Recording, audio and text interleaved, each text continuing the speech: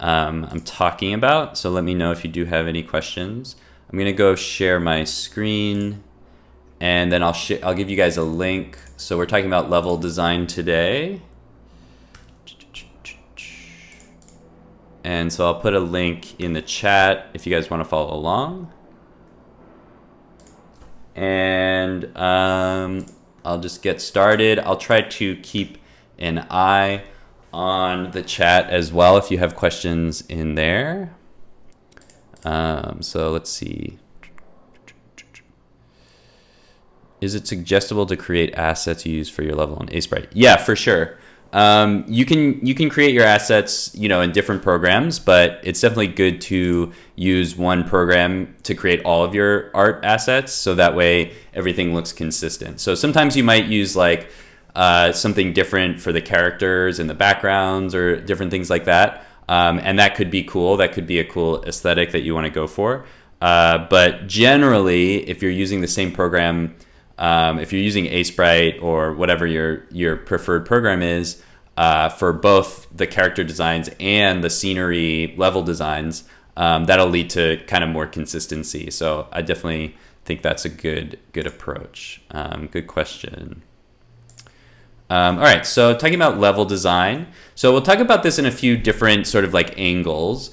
So when we talk about what a level is, like when we think about a level as sort of like a unit of a video game, it's almost like a chapter in a book or something like that.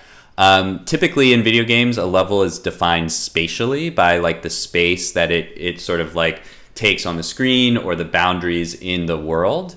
A level and the kind of like design that goes into it includes all of the space that the player can navigate in this current stage of the game. And so a level involves a lot of different things. It can kind of have different, meanings and different functionalities within the overall sort of like world of the game. But in a video game, we typically think of a level in terms of like a spatial element. Like if it's a 3D game, usually we can kind of like navigate through this one part of the world and then we move to another part of the world. In 2D games or like, casual games or things like that, it's usually just like it's everything that we see on the screen. That's the level. And then when we go to the next level, there's some marker that tells us that. So we typically, this isn't in all cases, but we typically think of levels as defined spatially when we're talking about video games. So as I mentioned with like casual games typically, or puzzle games, the entire space is often visible to the player at the beginning of the level. Like Tetris or Space Invaders, you can see every part of the level that you're able to navigate to right from the beginning.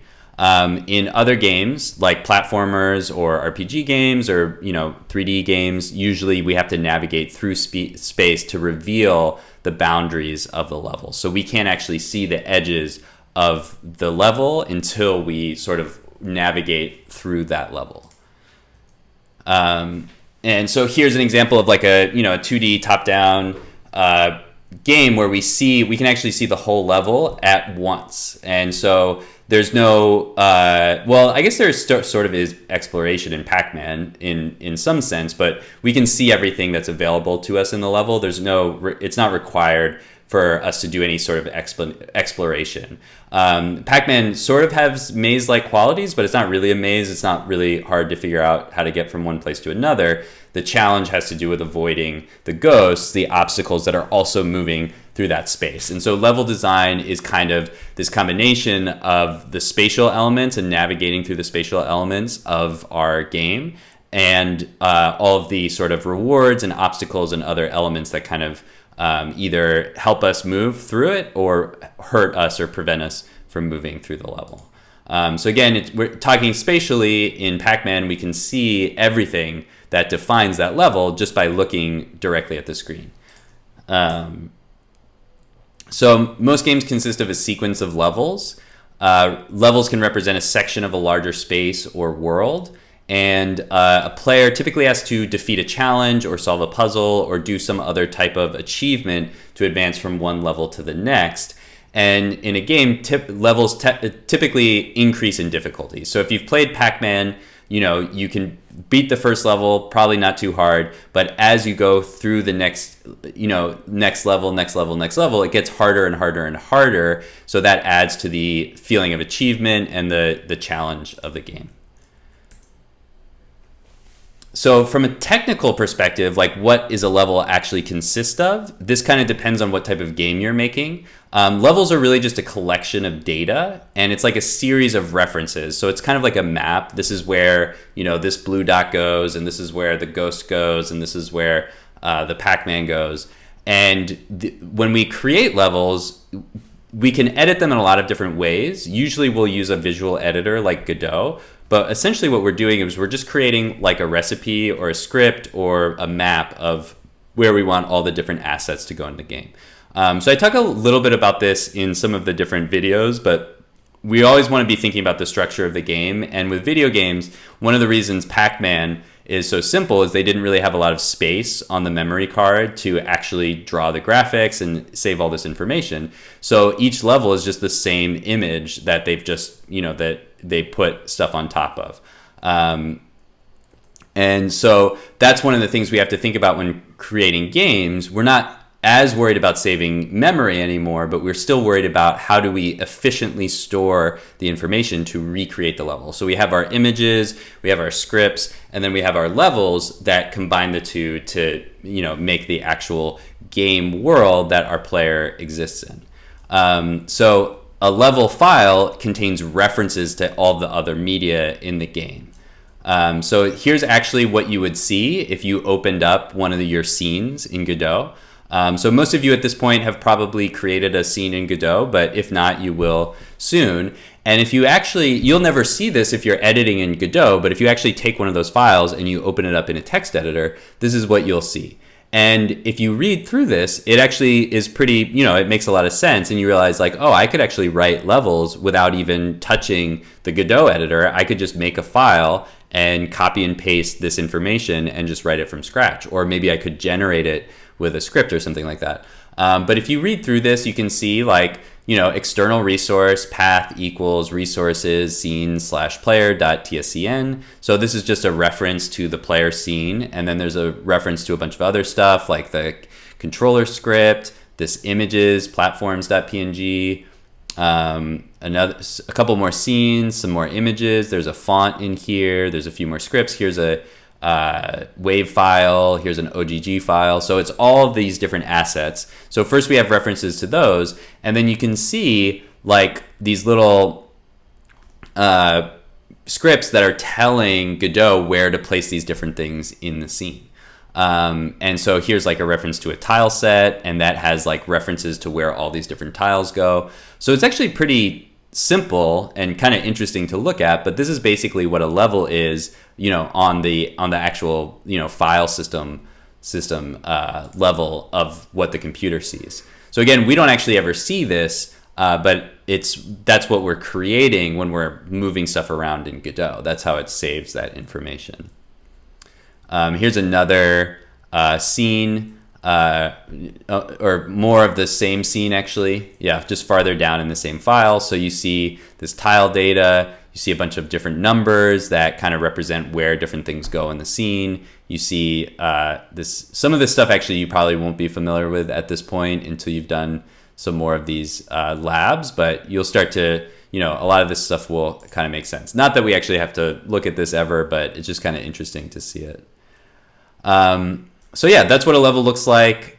Different game engines have different ways of structuring their levels. With Godot, it's very easy to see how they structure the level. It's open source, so they're not really trying to hide that from us. There might be other game engines where if you tried to open up their level files, it would probably just look like a bunch of gobbledygook because it'll be in binary or hex or something like that. So it's, it's not written in plain text, and so we wouldn't be able to actually like deconstruct that. And it just depends on what game editor or game engine you're using. There's going to be different systems for how to save that information, but there is some version of that in every game editor. So looking back at a few different level editors from the past, here's like a map editor. very early on map editor, and you can see there's a little tile set of different images, and those are placed onto the level. And so again, in the video game, we're taking our assets and we're repeating them. We don't want to actually have to draw by hand the entire level, because that really limits the amount of time we can spend creating levels, unless, you know, we're some big studio with 1 million artists and stuff like that. And so you can actually see the tile sets and then how they're put together to create the level itself. And so this is an early version of a level editor. So from a pretty cool Wikipedia article just on levels in video games. There's a whole bunch of different what they call level creation tools, level editors. So you can see some different versions of this throughout history. And so with level editors, we basically take what would be a pretty boring and tedious task of like writing out this is where to put everything, and we create a graphical interface, a software, so that we can just move stuff around visually, and that makes it a lot easier to create and edit levels.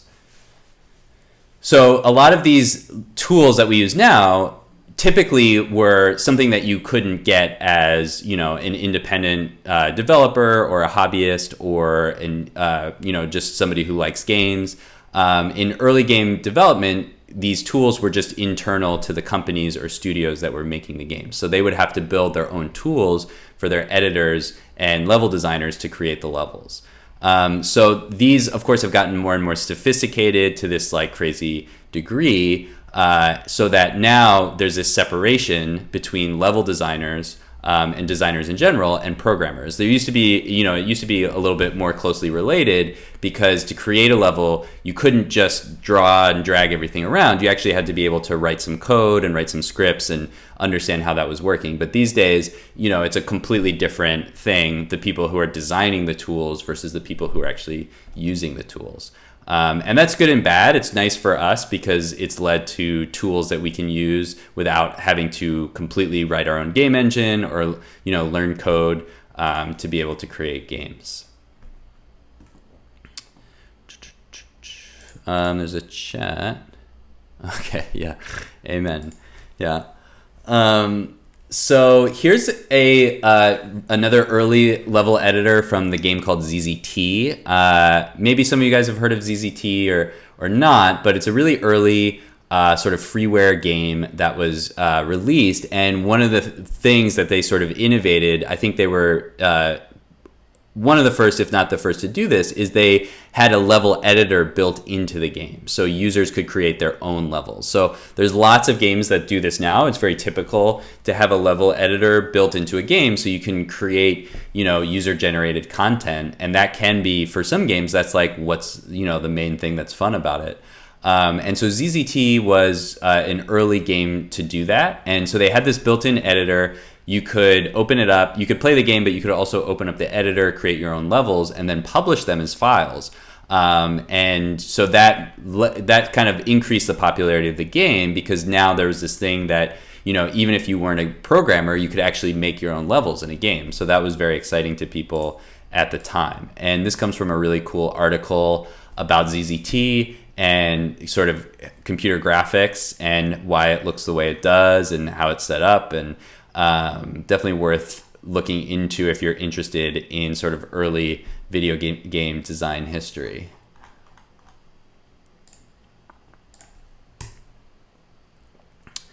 So as I said, some games like ZZT began to share their editing tools with players. This leads to user-generated levels and communities around those user-generated levels. So you get more people playing the game and more people interested in the game.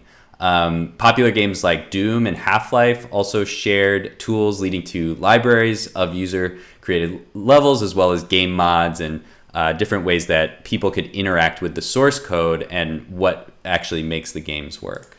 It's kind of hard to read these. I need to fix the colors on here. So the Stanley Parable is a really good example of a game. You know, it's its own game, but it was built on the Valve engine, I think is what it's called. Let's double check that. Oh, the Source engine, yeah. Developed by Valve. So Source is the game engine. It's developed by the company Valve, and it was designed for Half-Life 2, and it was made available to people to create their own works on. And so Stanley Parable is an early example of one of these works that it's had its own complete life as a video game. But the person who made it didn't write any code. They just took this engine and then they built on top of it. Has anybody played that game?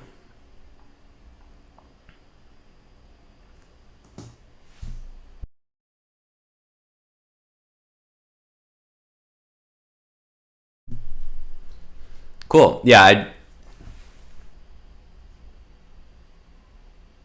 exactly. Yeah. Yeah, it's sort of a meta game. Like it's kind of a commentary on how games work. So I definitely recommend checking that one out if you have not seen it. So continuing. So mods like the Stanley Parable have been authorized by makers of these platforms and have become commercially sold and, important video games as well. So we talked about this a little bit when we talked about roguelike video games in our game genre lecture. And here is an image from the Binding of Isaac, and you can see this kind of like mini map based on how the game works. And so this is a little bit of a tangent, but it's relevant to how level design works. So in most level design, and the way we'll typically talk about it in this class, the levels are designed by taking stuff that we have, like images and sounds and characters and stuff like that, animations, and then placing them around visually in a scene and then, playing back through that scene. But there's other ways to design levels, and the roguelike genre that we talked about sort of originated this idea of a procedurally generated level. So instead of actually drawing a level, you just create rules for a level, and then you let the computer generate the levels from scratch each time the player plays them. So this is an article about dungeon generation and Binding of Isaac and how the algorithm works, how there's like a few basic items or goals in each level, and it places those in different rooms according to different rules. And so it can kind of generate new levels on the fly, just based on this algorithm. And so this is a good technique. It sort of combines some of the concepts in level design with some programming concepts. I like to use this a lot in games that I've worked on because it means that I don't have to design a million levels. I can just come up with a few basic ideas and then use an algorithm to generate new levels based on those ideas. So this is a very useful tool. It does require a little bit more, sort of programming understanding, but it can lead to a lot of cool stuff. And you can also use these kind of principles in a typical already designed level as far as, adding procedural elements to it. Like maybe there's different rewards each time you play, or maybe there's different obstacles based on different factors. So that type of procedural generation is definitely used in more typical visual level design as well. Okay, so we've talked a little bit about different types of levels, what level design is, how we create it. So let's talk about some specific principles that we can use when we're designing our own levels. So these aren't like hard rules. They're just sort of like guidelines or principles that will help you design a level. And so, these are good guidelines, but it's sort of like any type of art form. Like if you're just following these guidelines, you're not necessarily going to create a good level. You have to follow the guidelines, but you also have to kind of, figure out what makes your level interesting and unique and work it out on your own. So there's no real formula to creating a good level in a video game, but these principles can kind of help you understand what are the tools that I have to start, or what might I need to do to get a certain type of effect. So this isn't like an exhaustive list of all video game principles, but they're just a few basic ones that I think you guys will recognize once we describe them. And there's things that you can start to think about as you design a level. So guidance is like a really basic concept. You can think about it like a guide. Like a guide is someone who will show you around a new city or a new place, or guide you through like a museum or something like that. So guidance is this idea of kind of introducing mechanics, introducing themes, introducing different characters, bringing the player into the world and guiding them through that world. So this involves a lot of different things: visual cues, audio cues, explicit instructions. There's a lot of different ways to do guidance. But guidance is sort of the general term that we talk about when we talk about parts of our level that aren't there to necessarily like challenge the player, but are there to kind of help them understand what's going on. So a really basic example of guidance in like you can see in this sort of like blocked out version of the first level of Mario, which is World 1-1. And this is some, any book or text that you read about level design is always going to start here, or not always, but typically they're going to start here. And I like this little blocked out image. Oh, whoops, we lose there we go. Because it shows you some really basic stuff, right? Just the direction, the color, all of these things kind of tell you basic things about how the level works. So these are sort of forms of guidance. We see this like red circle coming towards us, so we kind of know that that's something that we might want to avoid. We see the directionality of our character. The character moves to the right, and that kind of tells us, well, the world goes to the right. That's the direction we have to go in. There's some parts of the world that are obviously like walls or other elements that we're going to have to like jump on or jump around. And then there's also highlighted elements of things that are rewards. So all of these are really simple examples of guidance, just like showing us like, here's what's up, this is how you get around, this is what you're going to be looking for, just kind of like introducing these elements of the game world. I should link to, there's a really good video about Metroid that kind of talks about this stuff that I linked to last semester. I'll have to find that again. Anyway, so with guidance, we want to introduce the goal of the game. So even if it's just getting to the other side of the level, we want to kind of give our player a sense of what the goal is going to be. The goal of each level needs to be really clear. That's another part of guidance, is just we have to make it really clear, what are you supposed to be doing in this game. So that might be kind of mysterious. It might be like you have to explore, but if that's a goal, is just to explore, then we have to suggest that to the player somewhere. That's part of guidance, is that the player kind of needs to have somebody telling them like, look over here, like this is where you want to go. Because games are interactive, it's not a film where people are just going to watch and just see what happens. We have to actually tell people what to expect, where to go, what to be looking for. All of that is part of guidance. Okay, obstacles and rewards. So we talked about this in our very first lecture on game design. These are sort of like our basic principles. Somebody said... Sorry. Brandon, I thought you were going to use the famous Mega Man. Maybe it is Mega Man. Maybe it's not. What is the name of that video? Brandon, do you remember that? I'm trying to remember. I'll be able to find it later. It might be Mega Man, not Metroid. Anyway, I'll post that later when I get a chance. Okay, so obstacles and rewards. These are kind of like the main things that we're going to use in our level. Obstacles are challenges that prevent our player from getting to the goal. Rewards are things that they get as a reward for an achievement to kind of signify or tell the player that they're doing things correctly. So once we have the goals established and the basic mechanics like walk this way, jump up and down, now we can add in obstacles and rewards to make things more interesting and more complicated.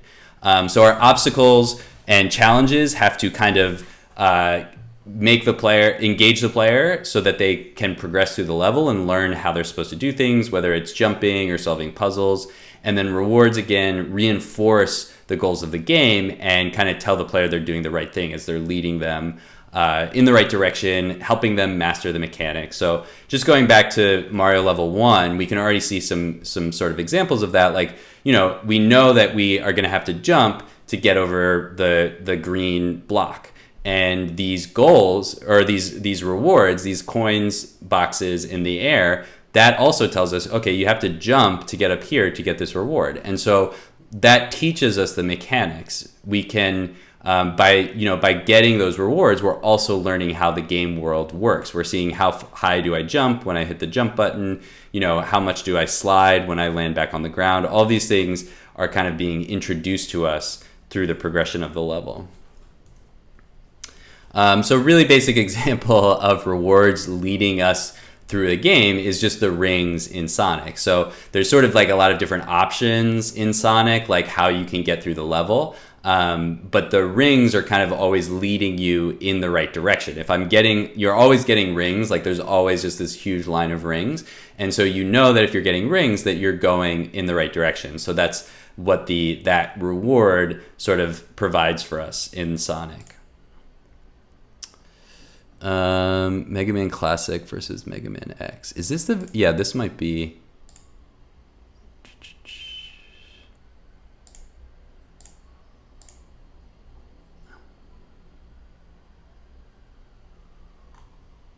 Yeah, this is the one I was thinking about. I'm trying to see where he goes through like the very beginning.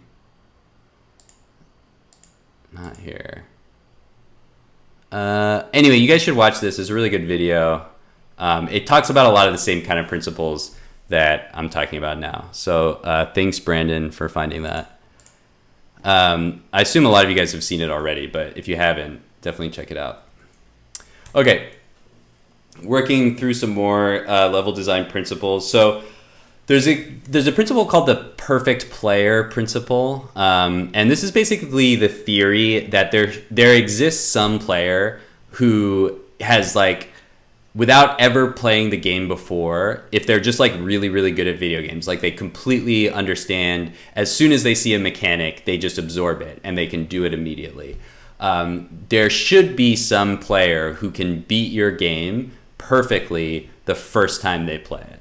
Not every game falls into this. Like there are games where dying is part of the game, where your character has to die in order to unlock new levels or new challenges. But in theory, there's a perfect player principle which says that I should be able to beat the game without knowing anything about it just on my first run. It should be possible. It's not necessarily going to happen, but if I'm so good at learning mechanics and your game teaches them to me correctly, I should be able to beat the game immediately. And so that's something you can think about. Like if you're designing a game and let's say you have a jump that's really, really far, and the only way you can do it is by hitting some secret combination of buttons that you only figure out if you've been playing the game for like 10 hours. That's not going to that's going to violate this principle, right? The first jump in the game should be pretty easy for the player to do, or it should at least like kind of show them how to do the jump. Otherwise, it's going to be kind of frustrating if there's things that you don't know how to do that are kind of like expected from you in the game. So this is a good thing to just think about as you're designing the game is, does my player already know how to do this like combination of things to achieve this particular goal? Or am I setting them up for failure because I haven't taught them everything they need to know to get to this part yet? So that's kind of a quick summary of the perfect player principle. James said, but won't that game make the game not fun because people consider it easy? So it doesn't mean that any player can do that. Like, for example, I'm not like anywhere close to the perfect player. Like if I play a game, I'm not going to be good at it to begin with. And it might take me, weeks or years to get good at a game. So it's not that the game is easy. It's just that it's possible, right? If you're really, really good, you'll be able to do this. But the perfect player isn't somebody that necessarily really exists. It's just the concept, and it just means that it's possible. I guess I'm just kind of saying the same thing over and over again. But basically, it's like no tricks, right? Like you wouldn't have something in the game that you could only do if you're like an expert that's been playing for 20 years. at the beginning of your game. So you have to introduce, this is how you jump, this is how you shoot a fireball, this is how you kill a bad guy. You have to introduce all those things in achievable ways before you make it more complicated to create more challenge for the player. Okay, cool. James gets it. Okay, great. Ben said, I thought it was throwing a shell to jump boost in Mario. You know you can jump on an enemy to get a height boost, and you know you can kick turtle shells, but someone had to realize that you could jump on shells you already kick. Right, so it's like you're combining these two different parts of the mechanics, and then you figure out a third part of the mechanic. And in Mario, you have like a bunch of opportunities to kind of figure those things out before, I mean, I would probably die pretty quickly if the first time I played Mario. But somebody theoretically could figure all that stuff out the first time they played. Anyway, this is just a principle. You can ignore it if you don't like it, but I think it's useful when we start to design a level. The example I use here is this game N, or I don't know. This is like a web game that's like a crazy platformer that's like really, really, like the mechanics are really, really fine-tuned, so it's really challenging. But in theory, if you were really, really good, you could open this game and look at it and say, okay, I have to get through these things. Here's how I can jump, and here's how I play the game. And if you play N, you'll see that like the levels progress in a really intense way, but they still progress. There's still a progression to them. It's a very difficult game, but it's not designed to be impossible. Yeah, exactly. First few levels are easy, and the levels become more challenging. Or, they sort of like, yeah, exactly. They get more complex. Like we add in the mechanics that we've already introduced.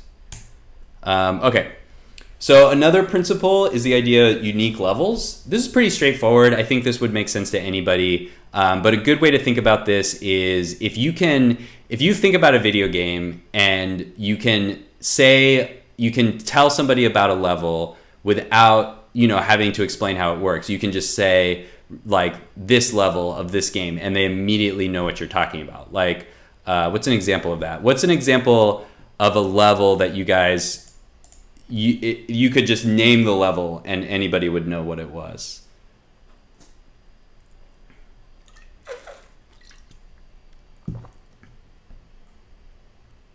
The Meat Circus? What game is that from? Oh, okay. Does anybody know that one? Okay. Any others?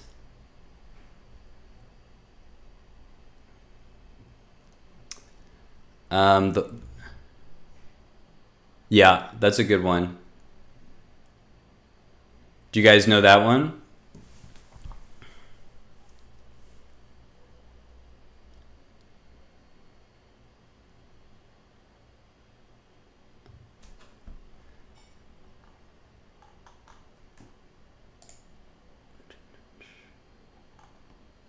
I thought somebody was typing, but anyway, yeah, those are some good examples. So basically the idea that if I say the X level, people know exactly what I mean. So within a game, that kind of means that like if you have like 10 levels, but they're all exactly the same, or maybe they're like slight variations, it's probably not going to be that exciting of a progression through the levels.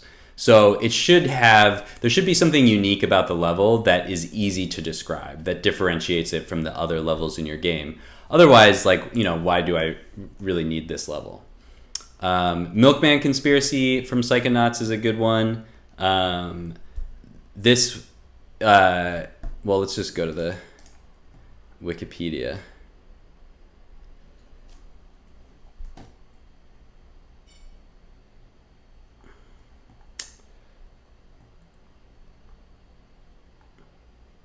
So, like some of the other levels in this game, it takes place in the mind of this paranoid security guard.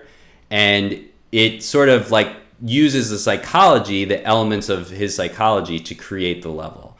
And so this created, this created a really unique experience that anybody who's played this game could talk about or would describe to other people. Dishonored 2, Clockwork Mansion. Yeah, that's actually a really good one. I played that game recently.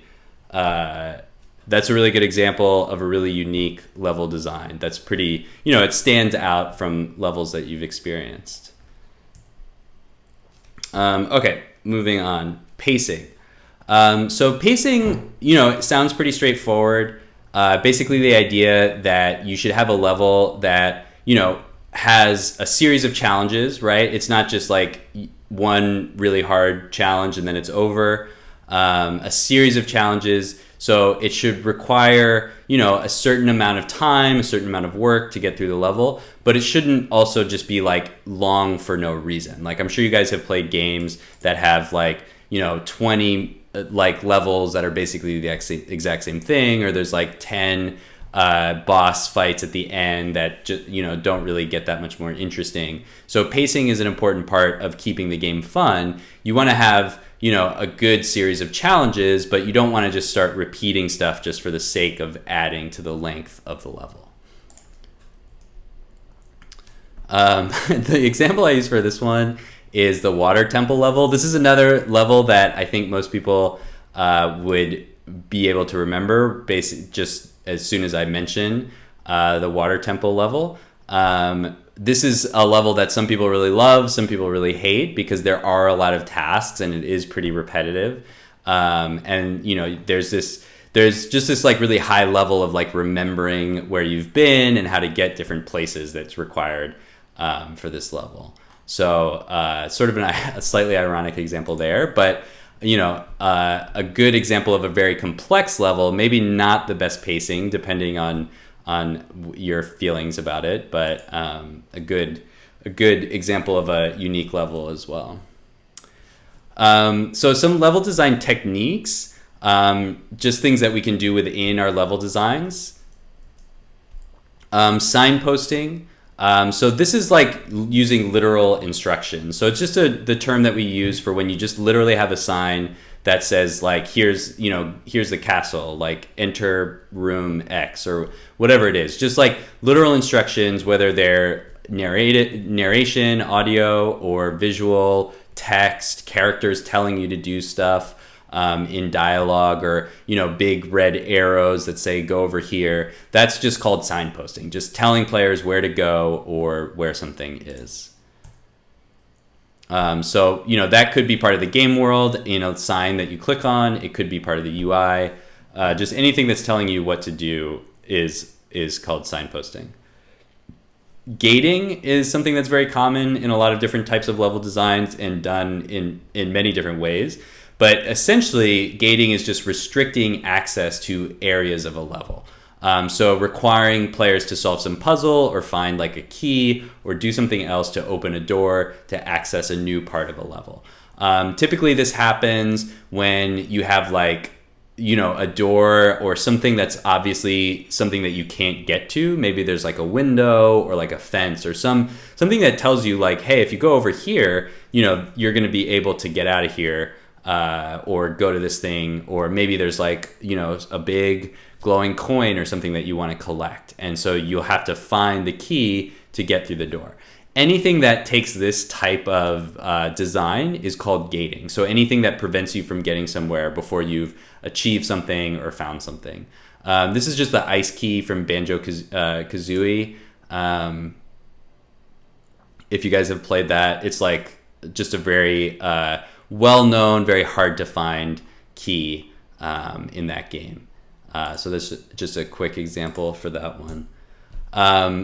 Another thing is risk versus reward. So presenting players with options, basically. So you could have something that's higher risk and higher reward, or lower risk, lower reward. So you might have one path that goes to an area with lots of coins or lots of things that you want, but it's like covered with enemies and bad guys and snakes and stuff like that.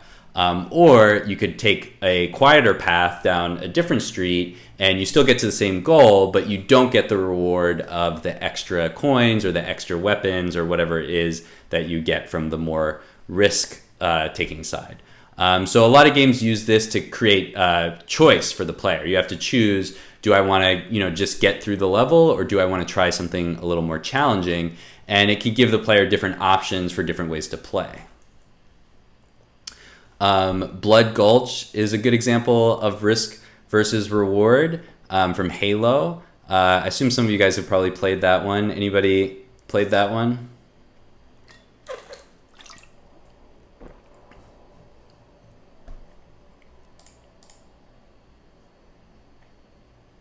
Okay.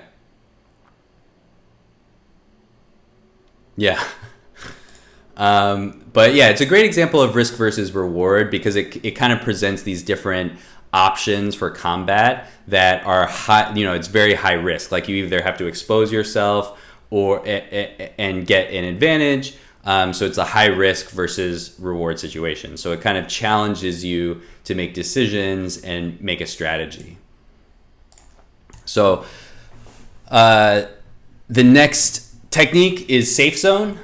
This is just pretty simple. It's basically what it sounds like, giving a player like an area where they're safe so they can make choices or navigate a level. So a player kind of has an area where they can say, I can hide here, or I can kind of like go in here for a second for somebody to pass. That might be in like a stealth game or something like that. Just any area that is presented to the player is like, hey, you can kind of hide out here and plan your attack or avoid some enemy, or make a further decision of what you're going to do.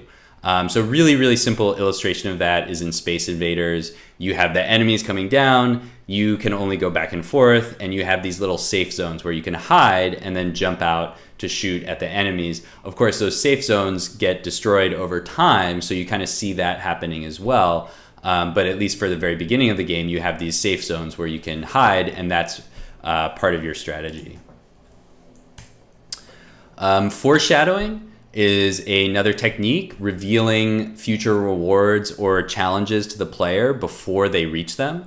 So you might be able to see something off in the distance that's like the goal or the reward, or even like, the end of the level is a challenge, like a boss or something like that, that you can see, and it tells you, oh, that thing is really scary. I might not be ready for that now, but hopefully by the time I get through this level, I'll find something that's going to let me, kind of conquer that challenge. The screenshot I use here is from Outer Wilds. There's one of my favorite games, probably my favorite game of the last year for sure.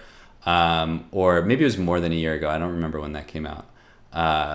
Anyway, it's an awesome game. I actually think they came out with a sequel pretty recently, or I don't know if it's out yet, but I need to remember to check for that. But anyway, this is like the first thing you see at the beginning of the game, and I won't spoil the ending, but what you're seeing is actually very relevant to like what your goal in the game is, even though you don't know what it is at the moment that you're seeing it. And that kind of comes back to play on your understanding of what's going on in this world. Not right away, but as you start to figure out what's going on. So this is foreshadowing kind of your main, one of your main goals in the game, and one thing that you need to understand how to beat the game. So that's a good example of like really just immediate foreshadowing at the beginning of a game. Okay. Branching is kind of related to the risk versus reward thing that we talked about a couple slides ago, but branching is basically giving a player multiple options for a challenge. You could either fight an enemy or sneak past them. So giving a player multiple options for how to play the game or how to get past a specific challenge. So avoiding an obstacle, or getting a reward or a goal. Like if you can get this, maybe there's two different rewards and you have to choose between the two, and that changes the way that you might play the game going forward. That's called branching. So having a decision point, or two different ways or multiple ways of going. Bottlenecking is kind of the opposite of branching. So at the beginning of the game, you might have some branching where you can choose to, try two different options or take two different paths. And then bottlenecking is kind of bringing those paths back together later or at the end of the game to converge on one sort of like main challenge or main area. So in a lot of game design structures, you might want to give the player a lot of options for how to go, but then you want those options to converge on the ultimate goal of the game at the end. So that's another aspect of game design, is that, you know, you might have multiple endings, but depending on how many options are given to the player throughout the game, eventually you'll have to bring them back to one of your main goals or one of your main endings. So that's called bottlenecking, or when, you know, things kind of converge. So this is just an example of this is from like a bunch of different sort of like paths of choice-based games. So I think they're talking about like interactive fiction in this game, but it could really apply to anything. And so there's a few different like basic different concepts here that are kind of interesting to think about structurally. So the first one they give is a heavily branching sequence where they all have different endings. So this is all branching, no bottlenecking. So you start out at this blue dot, you make a choice, and if you go to this choice versus this choice, that completely changes the experience of the game. And if you go to the left, you only end up in these series of options. If you go to the right, you only end up in those series of options. So this is all branching, no bottlenecking. And so that is, that can lead to a lot of different variations on where the game can go, and maybe a lot of like repeat gameplay. But it also means you have to make like, 1, 2, 3, 4, 5, 6, 7, 8, 9, 10, 11, 12, 13, 14, 15, 16, 17 different ending points. So you have to make a lot more content for a game to work like that. So then this style is referred to as gauntlet. So they're branches, but it's just, you're always kind of like going to the next thing. So you might be able to branch off in one point. But in this case, like these are red, so you lose, you die. And then you always have to kind of go back to this main series of challenges. So there's like a set of challenges and you have to do each one to get to the end. So then branch and bottleneck is kind of what we're talking about, where you have some options, but then you might come back to, all the options might go out and then come back to one place, and then branch out again, branch out into more complex ways, but eventually they all come back to these like main set of events in the game. And then we have, more sort of like versions of that. Like the quest is where you have like little mini areas that have lots of branching and bottlenecking, but they're sort of like one node in a larger branching and bottlenecking structure. And then with sort of like only branching, not as much bottlenecking, another version is the open map, where you're just kind of like going between all these different nodes, and you might happen on an ending or not. So there's a bunch of different ones. This is a really good article to kind of read about these patterns in setting up your game. So that's linked there. Okay, layering. I think we're almost, let's see. Yeah, we're almost, this is our last principle. Okay, so layering is when you have multiple previously introduced game mechanics that are present in one scene or one level. This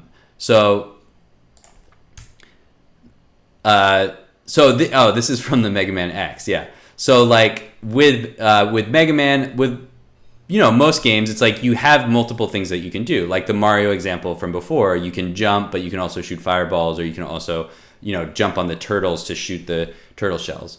And so layering is when you have multiple, you introduce a mechanic, you introduce another mechanic, and then you put them together. This kind of happens by default in basically any game, but that's just the term for it when you start to see these mechanics layering on top of each other, adding to the complexity of the game. Okay, so those are the concepts and principles. There's a bunch more, but I think those are enough to kind of get us started, and I've linked to a bunch of different level design articles that kind of go into these concepts. You'll see a lot of the concepts I've talked about, as well as other concepts that are worth checking out. So I definitely recommend like all of these. There's a lot of them, but they're all really good. This is just like a PDF of essays. It's published on itch, but it's not a game. It's just a resource. It's just essays about level design, but they're really well done. This is a level design history video. This is a talk by this game developer Robert Yang, who teaches at NYU Game Center. So that's in New York. And this is a really great talk. It touches on like a lot of different concepts. Like he talks a lot about architecture, how it relates to video game design. He really talks about like all sorts of stuff. But the main sort of concept of the talk is level design, and how it works in games. He talks there's sort of like a sociological, political dimension to what he's talking about. It's a really good talk. It's not so much nuts and bolts like how to design a level. It's more kind of like meta, higher level sort of like commentary about what levels mean and what they represent and stuff like that. But it's a really good talk. I definitely recommend checking that one out. This video is a 2D platformer level design. Let's skip through the end. And so this is kind of like a devlog of this designer who's building this game with this like kind of very specific game mechanic. And so in this video, there's a bunch of different videos talking about this game, but in this one he's talking about his platformer level design. And there's a bunch of really good concepts in here. He kind of gives examples from different games and stuff. So this is a good one to check out. My level design philosophy. This is just another like video essay about level design concepts. I'm forgetting what the game. What is the name of this one? I can't remember the name of this game, but anyway, there's this basic mechanic where the lighting is changing the platforms, and he kind of designs based on these different ideas. So each level has like a very specific concept, and he kind of talks about making those unique levels and coming up with the different concepts. So it's a really good video to check out, just talking about unique levels.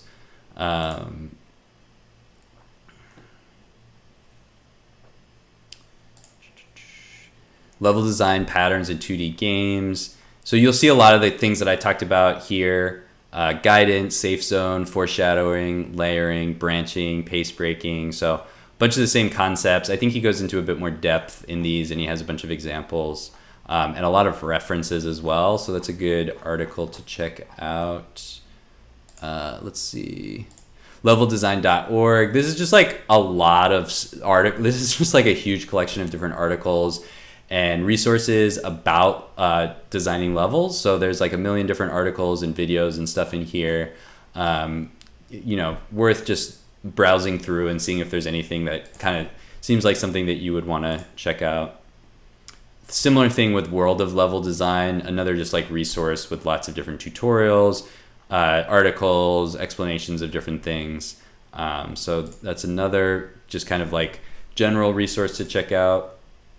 And I think this is the same article. Oh no, this is another article about dungeon crawling, procedural level generation. That's worth checking out if that's something that you're interested in. Okay, so that's everything. I'm gonna stop